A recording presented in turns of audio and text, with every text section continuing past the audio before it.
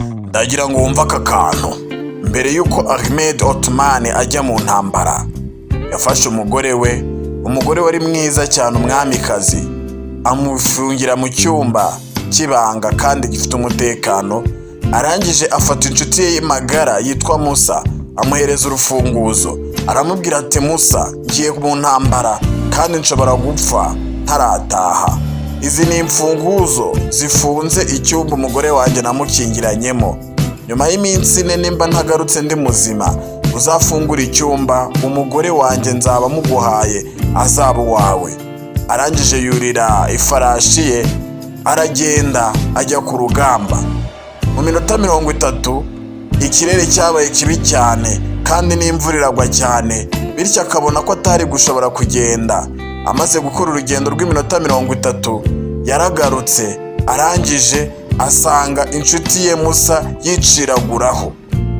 Umwami ati, byagenze gute Musa? Hanyuma Musa nawe aravuga ati, gute mwami unkorera ibintu nk'ibi? Wampaye urufunguzo rutwari rwo.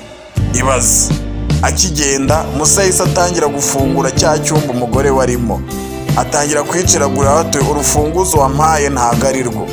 Umwami nawe ati, ngo iki? Nakubwiye ko mu minsi 4 aribwo wari gufungura icyo cyumba kuko byari kugaragara ko ntakiriho. Musa we yari yahise agifungura ako kanya. Ibaze nawe, ntago yategereje iminsi 4, ahubwo yahise ako kanya atangira gufungura, umwami akimutera ibitugu. Witondere inshuti zawe, babandi wita inshuti magara, babandi wizereramo. Ntuzabahereza ibintu byawe by'agaciro, kubera ko buri gihe babifuza ko wapfa kugira ngo basigarane bya bindi Imana yakwihereye.